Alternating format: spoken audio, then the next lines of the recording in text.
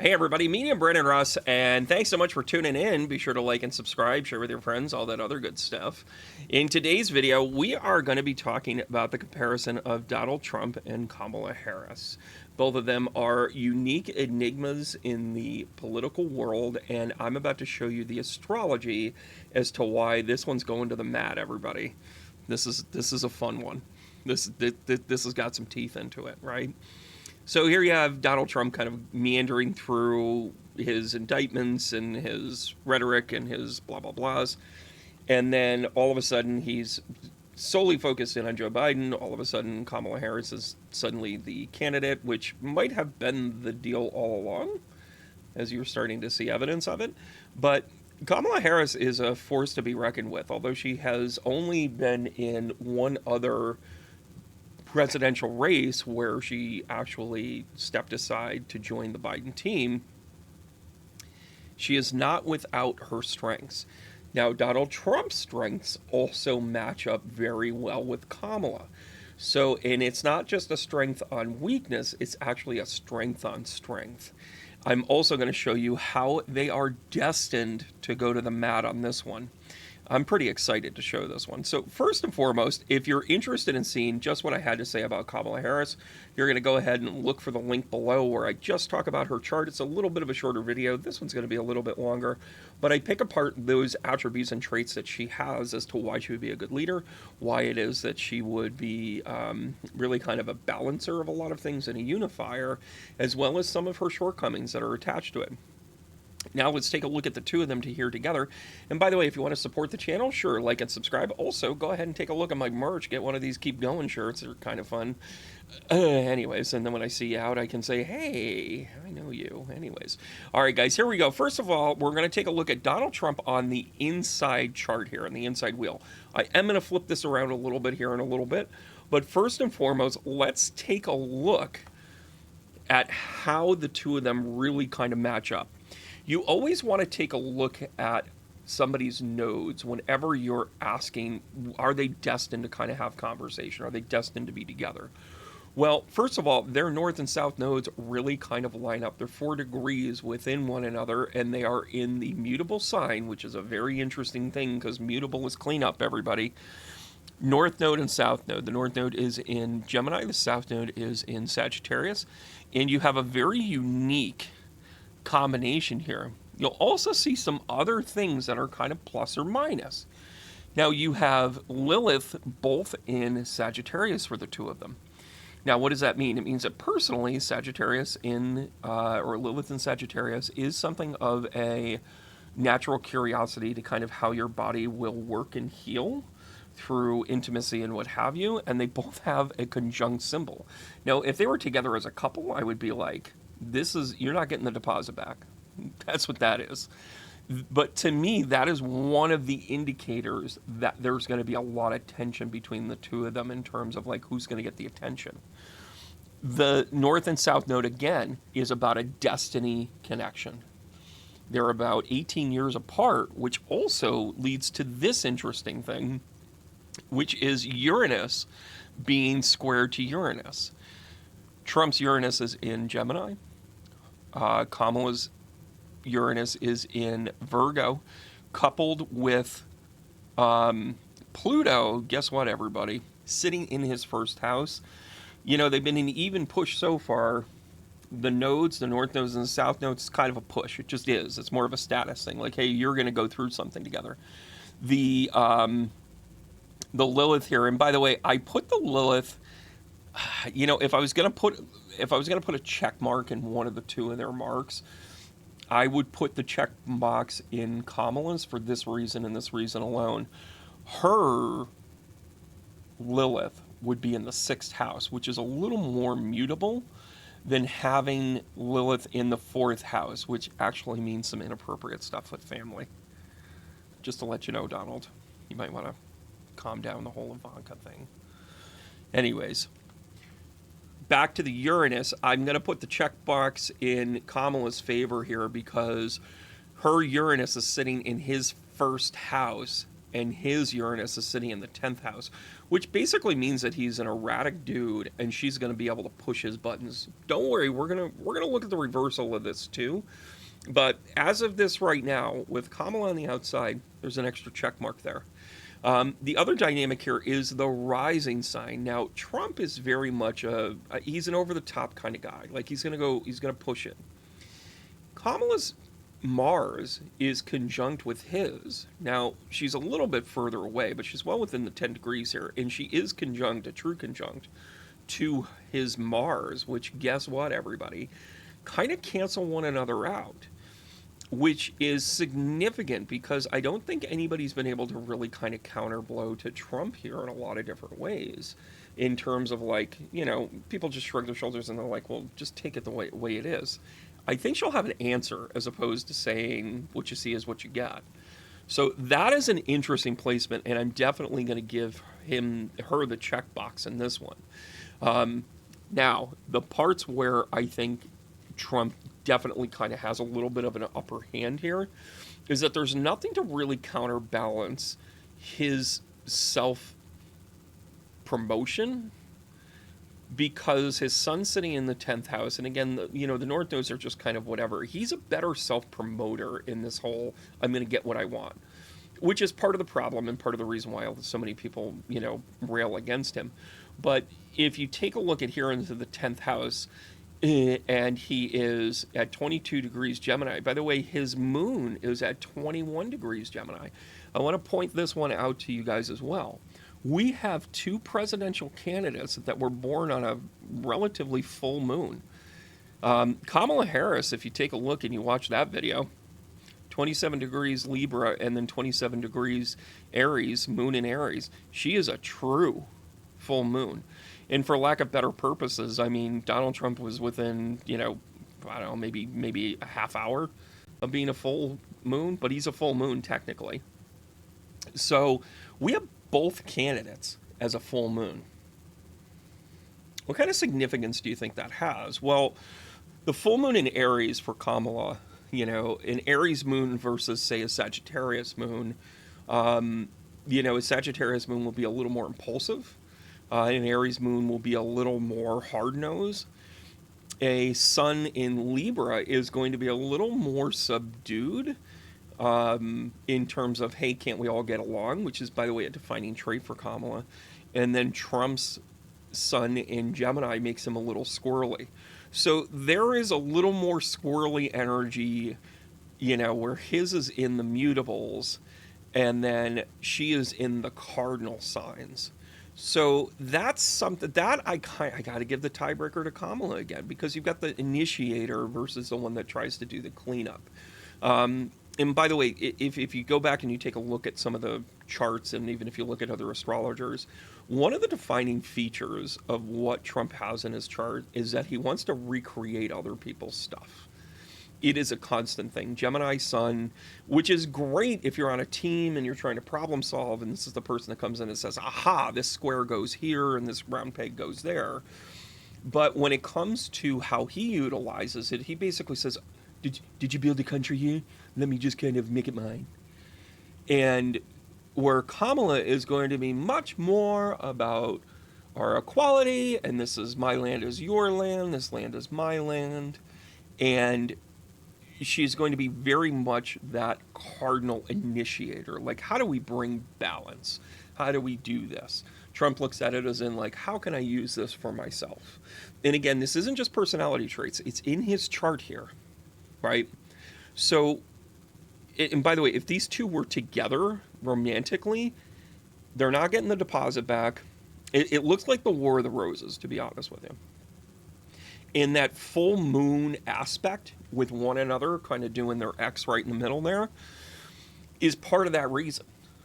Sometimes you want that person to be balanced. And by what this really means, and again, you can't not bring in personality traits. If you took the names off the top and you asked any astrologer, they would tell you that the one on the outside is actually going to wear the pants. Yeah, Kamala Harris is going to wear the pants. Because she's going to have the tools to be able to say, oh, no, you don't. Because anything that Trump is going to put forth in that rising sign, in that actionable Mars, in that kind of like, hey, son, this is just the way I am. I'm going to do it this way, is going to be counterbalanced by her strengths. So her strengths kind of give her that 0.1% advantage, but it looks so even on paper, guys. It's so even on paper. But she does come out ahead. Another dynamic that we've got to pay attention to as well, and I think it's going to be an interesting look when we flip the chart as well, but I want you to pay attention to Kamala Harris's Saturn. It is sitting in a very unique position to me. And by the way, everything has a unique position. You have Trump at 29 degrees Leo here. It is, he has his Mars sitting on that ascending line, which is why he's so like direct and, hey, I can finish anything and blah, blah, blah. Her Saturn is conjunct to Vesta, which is the sign of learning, the sign of education. Saturn is going to be the balance to that Leo rising. Just Saturn to rising. Just take that. Saturn sitting on the descendant here basically says, hey, pull it back, buddy. Tone it down. Relax. Remember when I said wearing the pants? This is what I'm talking about. Vesta is about understanding and education. Vesta in Pisces is really about understanding how do you come up with creative solutions. She's going to be very creative. Like, you know, we tried to prosecute him and that didn't work. All right, let's just beat him. Let's just beat him at the polls. He's going to come at her hard with her structure, about her family, because I'm going to show you where her family sits in her chart. And it will also be the type of thing that he's delusional about his money. And I think that's where she has to focus in on things. When you take a look at his second house, which is the house of money, he has Libra in there. In a natural setting, he would have looked at Kamala as in like, hey, how do we work together?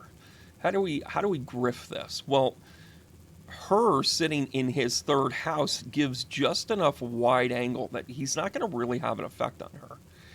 And she is going to neutralize this to be like, I don't care how much money you have. It doesn't matter to me.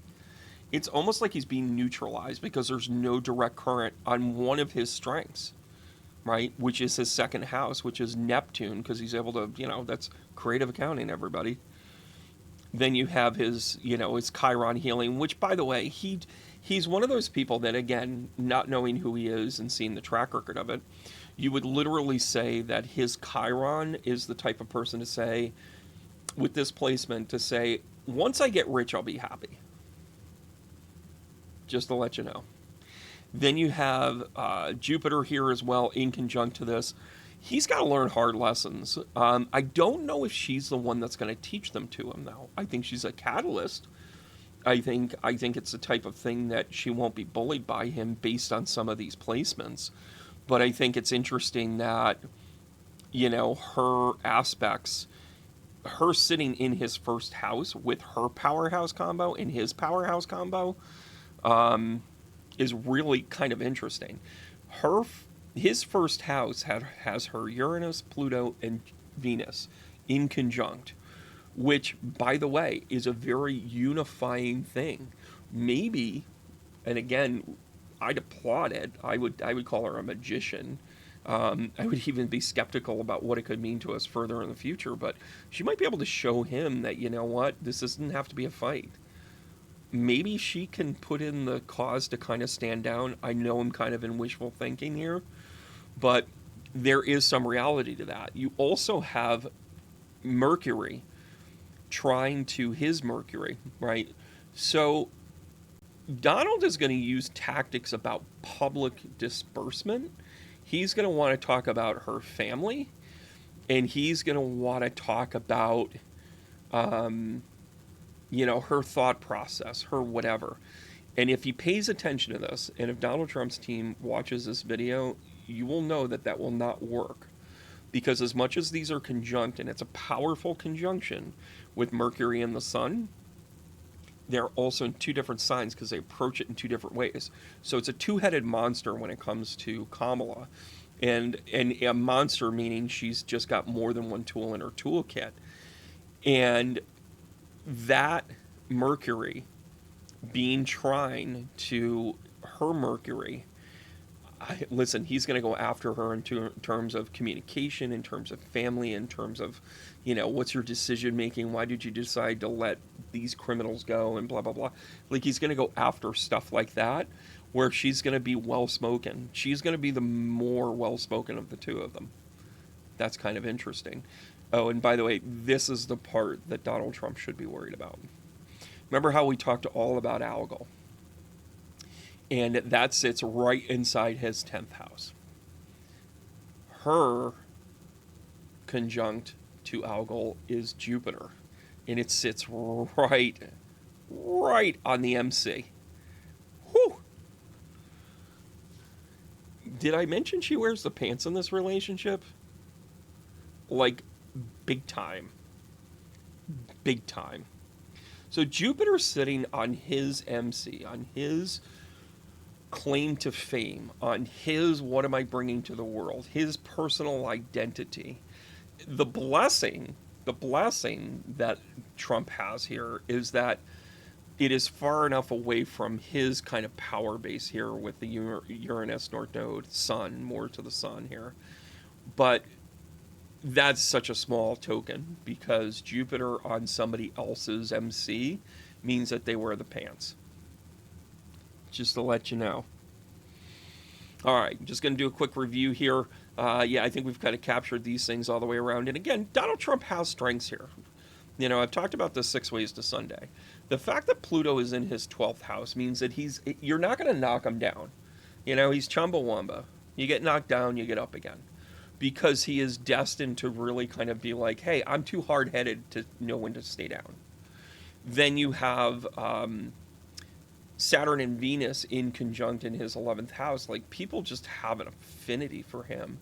And they think, and again, you should pay attention to this, being a Cancerian placement here,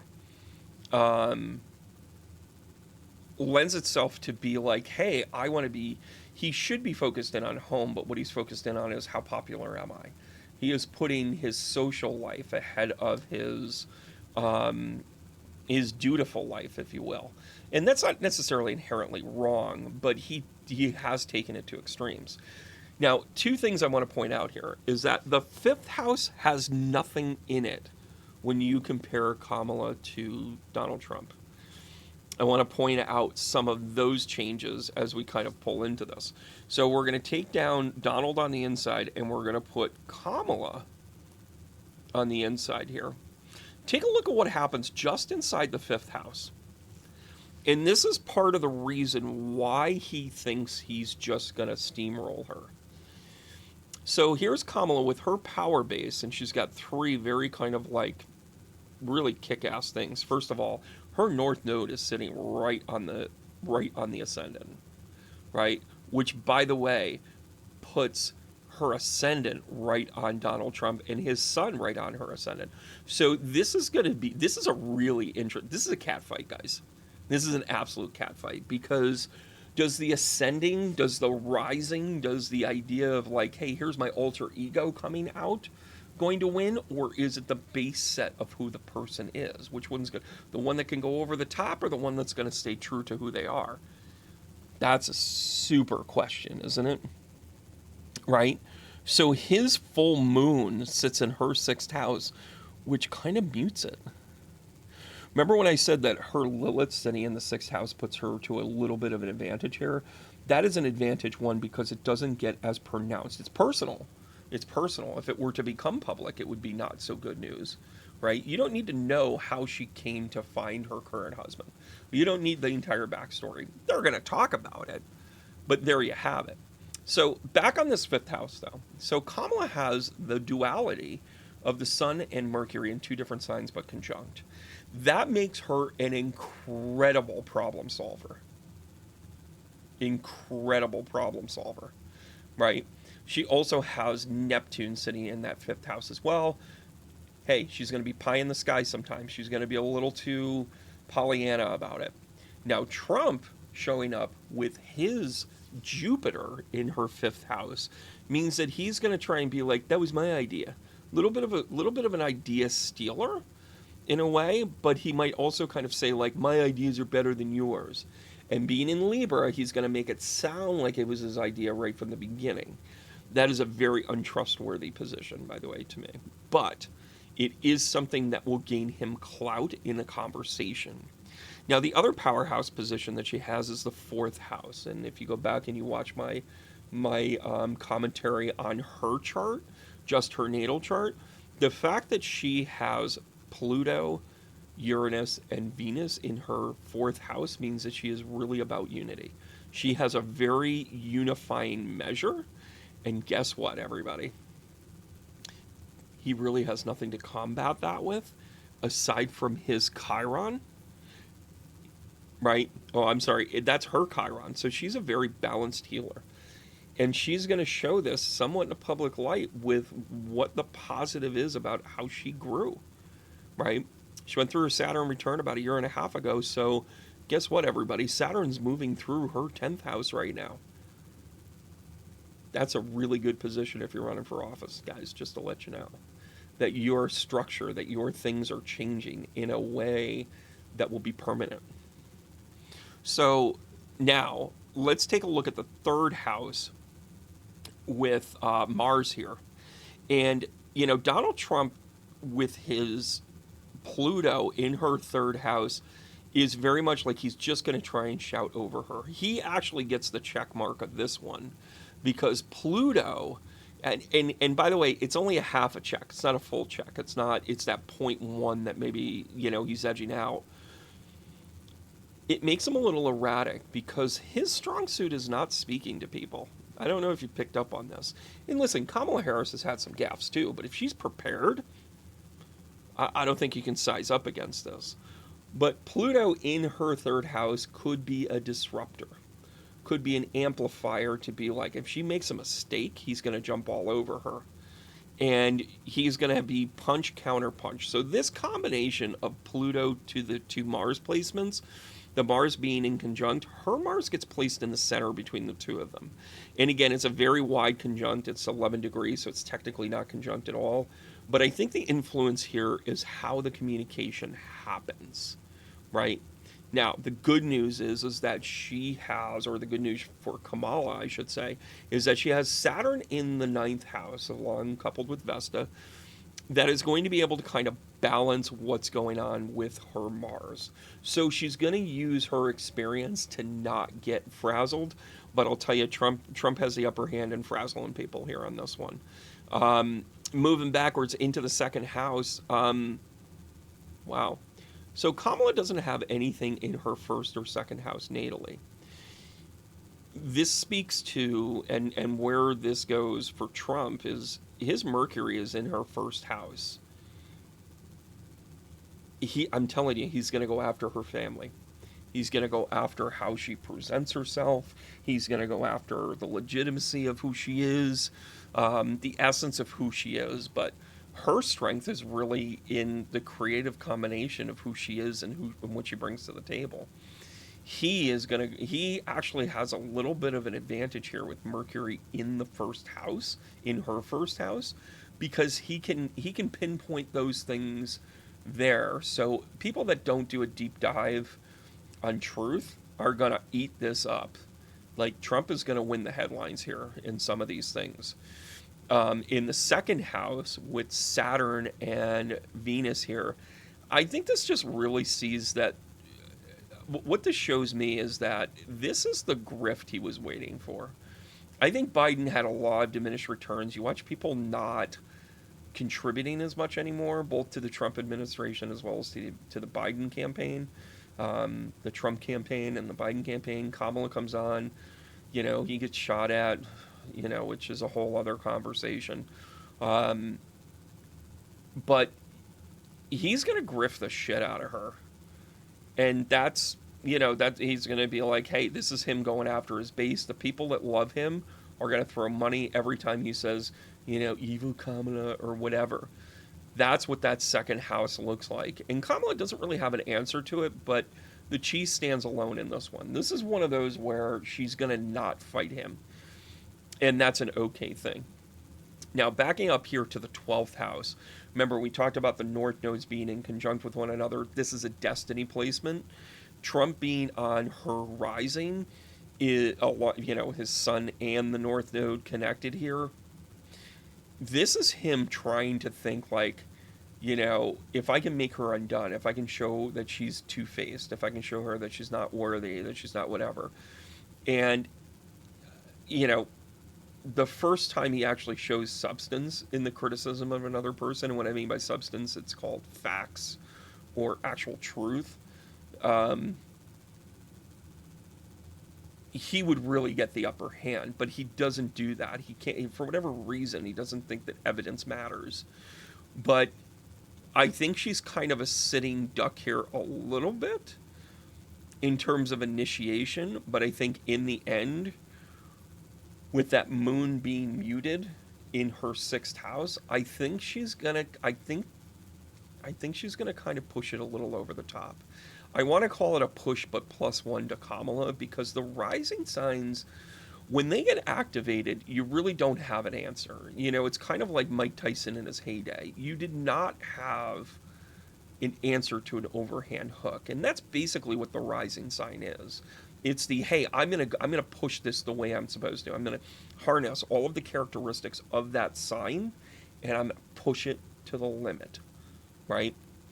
Now, as you look at things like the 10th house, this is interesting to me. So, having Kamala's moon in the 11th house.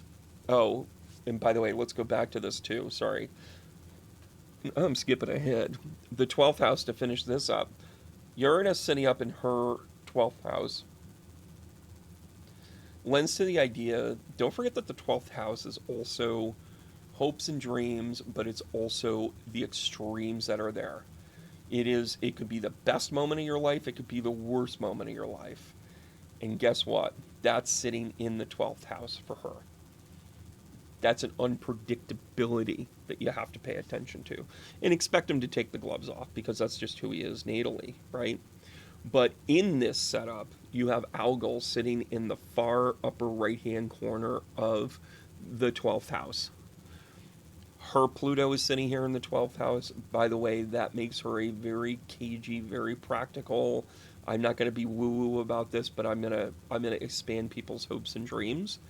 The fact that the Algol star will sit there in the middle of that 12th house when these are compared could be not good for Donald Trump. Because she's been dealing with it her whole life. Think about it this way. When you do chart comparisons like this, it's kind of like who's home and who's away.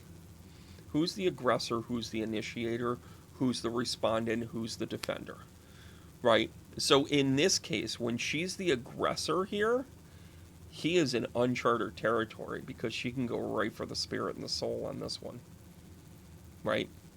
So her moon sitting in the 11th house, which again pulls it off of that. She's the emotional choice here, guys. She is the fastidious, we're going to do the right thing, and Aries moons do the right thing. They're very passionate down to the core, right? They are the initiator. They are the ones like, you know what, I'm going to build that house for that person. Then into the 10th house, which, by the way, is a very interesting dynamical change, because the 10th house for Trump is like Trump land. When Kamala Harris is the aggressor, or she's the initiator, or she's the prosecutor, guess what's sitting in Donald Trump's 10th house?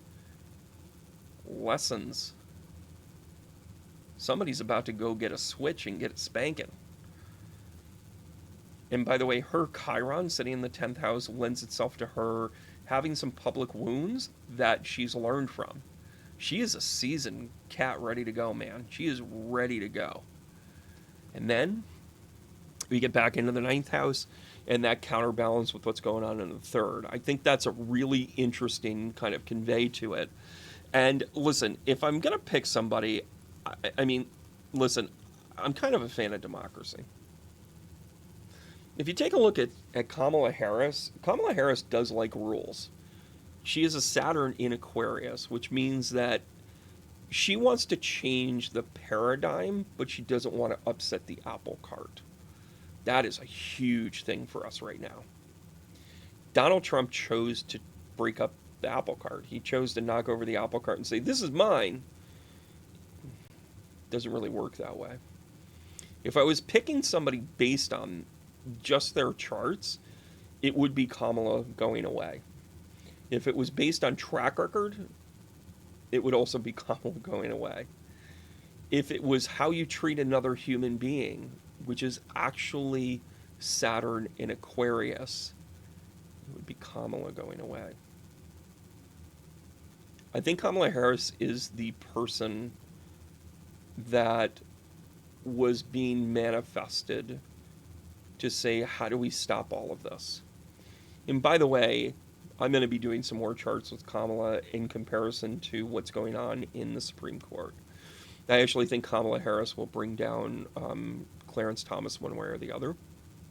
I think that she changes the dynamic, and I think that the battle cry will be the remnants of Anita Hill. That's how far I think her chart is strong. I think it is comprehensive, and I think it is a no-nonsense way to approach politics in a very healthy way. I never thought Joe Biden had a healthy chart. I actually thought it was very deceptive. Was Kamala running the White House the whole time?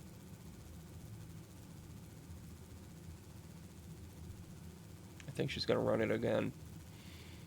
Based on astrology, you have Kamala Harris winning, going away to Donald J. Trump.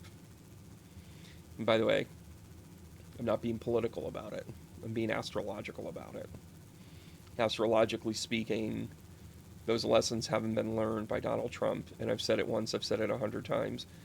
All of his potential was squandered by greed. Right? Ego and greed kill ability and talent every time. Every time. So here we go, guys. Support the channel, like and subscribe. Go ahead and buy one of these really nifty t-shirts. Go ahead and take a picture of yourself. I'll make sure that you get on one of my socials. You'll have fun with it. All right, guys.